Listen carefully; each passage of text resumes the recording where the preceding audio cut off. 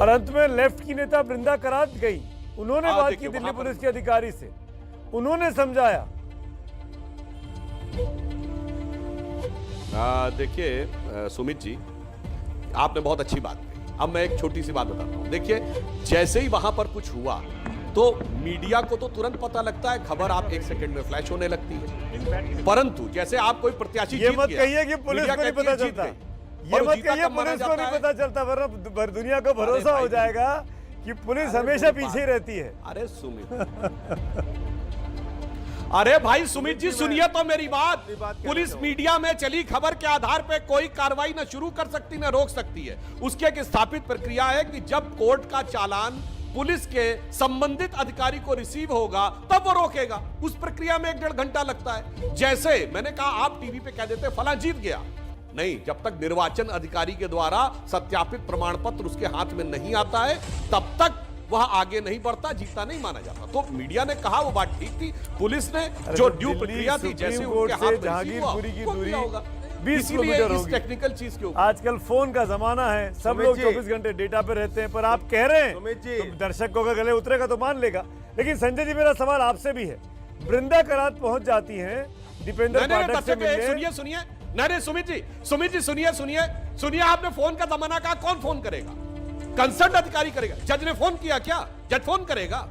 मेरे विचार से सबको बताता है सुप्रीम कोर्ट में हियरिंग है, बात करनी चाहिए। जज फोन नहीं सुप्रीम करता, कोर्ट में जज निर्णय सुनाता है, दिल्ली पुलिस उसके के बाद लोग वहां भी रहते हैं ना, ऑर्डर को दिल्ली पुलिस के सरकारी लॉयर्स वहां भी रहते हैं। हाँ, तो वही तो कह रहे हैं, जब ऑर्डर रिसीव होगा। मैं अपनी बात कर दूं। अरे भाई, वो कैसे रिसीव होगा? पहले बोला जाएगा, फिर टाइप होगा, तब साइन करके रिसीव होगा ना। कोर्ट ने रोक लगा दिया, फोन लगा के इतना तो दी जा सकती है ना। जैसे नियुक्ति पत्र होता है, जैसे था कि होड़ मची थी कि आज साफ कर देना। इत्तला देने का कोई प्रावधान है क्या? कौन देगा इत्तला? नहीं, कौन देगा? फोन पे इत्तला का प्रावधान है क्या? आप कह रहे हैं, अगर है तो मैं गलती मानने को तैयार हूं।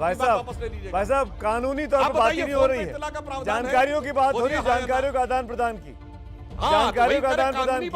तो अगर जानकारियों के आदान प्रदान की अगर नहीं हो रहा है तो समझ में आ रहा है कि इंटेंशन क्या था। सुमित जी, मैं अपनी बात क्या था? नहीं संजय जी, आपसे मेरा सवाल है, बृंदा करात पहुंच जाती है वहां पे, संजय सिंह जी नहीं जाते हैं, दिल्ली के मुख्यमंत्री उप मुख्यमंत्री नहीं जाते हैं, ऐसा क्यों?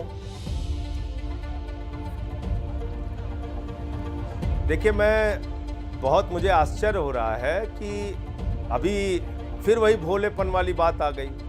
डिजिटल इंडिया की बात करते हैं लोग। दिल्ली कोई काला हांडी थोड़ी है।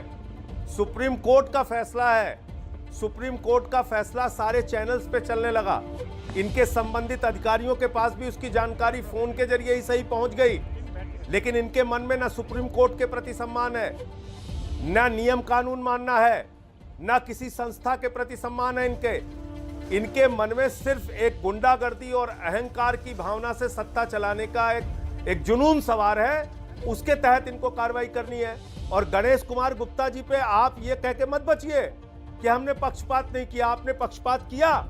गणेश कुमार गुप्ता का मामला यह है कि उसके पास 77 से कागज मौजूद था, 77 से, और 77 से कागज वो दिखाता रहा, रोता रहा, चीखता रहा, बिलखता रहा।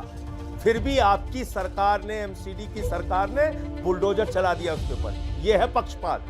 आप उसको हिंदू मुस्लिम के चश्मे से मत देखिए।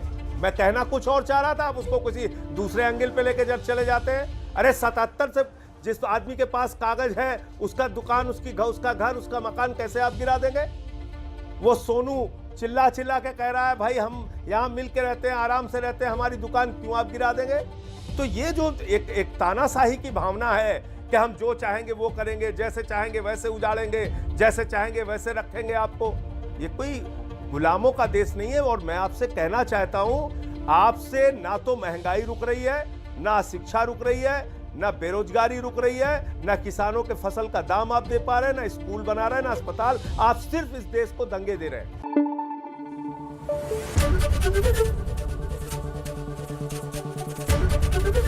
एबीपी न्यूज आपको रखे आगे।